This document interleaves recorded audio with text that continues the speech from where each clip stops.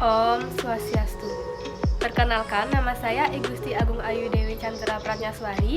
Saya bersama di kelas 10 MIPA 7 absen 9. Hari ini saya akan mempresentasikan tentang Kerajaan Sriwijaya.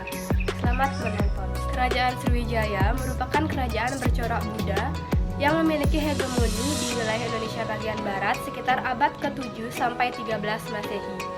Kerajaan Sriwijaya merupakan kerajaan maritim terbesar yang pernah ada di Indonesia dan juga merupakan tempat untuk belajar agama Buddha. Nama kerajaan Sriwijaya berasal dari bahasa Sanskerta, yaitu dari kata Sri yang artinya bercahaya atau gemilang, sedangkan Wijaya yang berarti kemenangan atau kejayaan.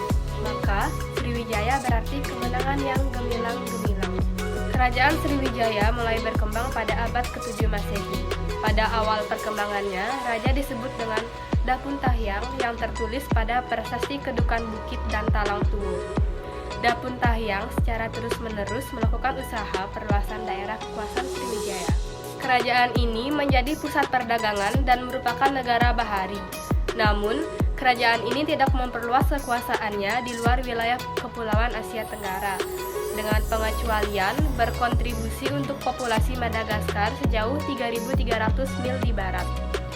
Beberapa ahli masih memperdebatkan kawasan yang menjadi pusat pemerintahan Sriwijaya. Selain itu, kemungkinan kerajaan ini biasa memindahkan pusat pemerintahannya. Namun, kawasan yang menjadi ibu kota tetap diperintah secara langsung oleh penguasa, sedangkan daerah pendukungnya diperintah oleh datu setempat. Kerajaan Sriwijaya memiliki dua jenis sumber sejarah. Yang pertama ada sumber intern atau sumber yang berasal dari dalam kerajaan.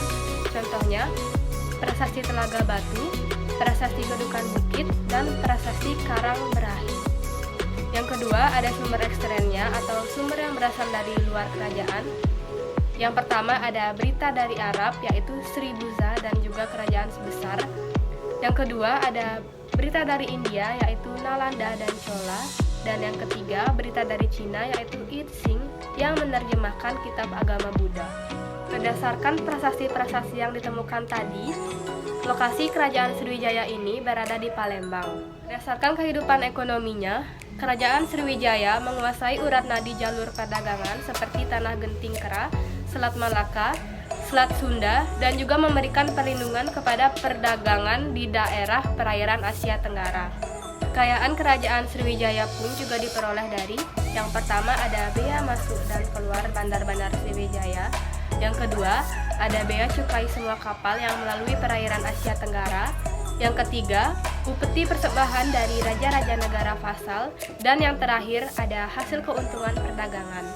Kehidupan agama pada kerajaan Sriwijaya. Menurut berita dari I Ching, pada abad ke-7 Masehi di Sriwijaya terdapat 1.000 biksu agama Buddha di bawah bimbingan Sakyakirti. Kehidupan politik di kerajaan Sriwijaya. Yang pertama ada Dapuntahyang Srijayanasa. Prasasti Kedukan Bukit tertulis 604 Saka atau 683 Masehi. Dalam prasasti tersebut, isinya menerangkan bahwa seorang bernama Dapuntahyang mengadakan perjalanan suci atau sidayatra dengan menggunakan perahu. Ia berangkat dari Minangkabau dengan membawa tentara 2.000 orang. Yang kedua, Balaputra Dewa. Pada masa pemerintahan Balaputra Dewa, kerajaan Sriwijaya mencapai puncak kejayaannya, menjadi pusat belajar agama Buddha dan juga menjalankan politik luar negeri dengan kerajaan Chola. Runtuhnya kerajaan Sriwijaya. Kerajaan Sriwijaya mengalami keruntuhan mulai abad ke-13 Masehi, ditandai dengan munculnya kerajaan-kerajaan besar seperti kerajaan Siam. Serangan dari kerajaan Chola Mandala yang menyerang Sriwijaya di tahun 1023 dan 1030 Masehi. Berikut penyebab runtuhnya kerajaan Sriwijaya. Yang pertama, pusat kerajaan semakin jauh dari pantai. Yang kedua, tidak ada pemimpin yang cakap. Yang ketiga, kerajaan bawahan melepaskan diri. Yang keempat, penyerangan yang dilakukan oleh kerajaan lain. Dan yang terakhir yaitu mulai berkembangnya pengaruh Islam. Sekian presentasi dari saya. Semoga apa yang saya sampaikan tadi dapat bermanfaat bagi kita semua.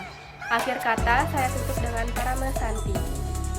Om Santi Santi Santi Om.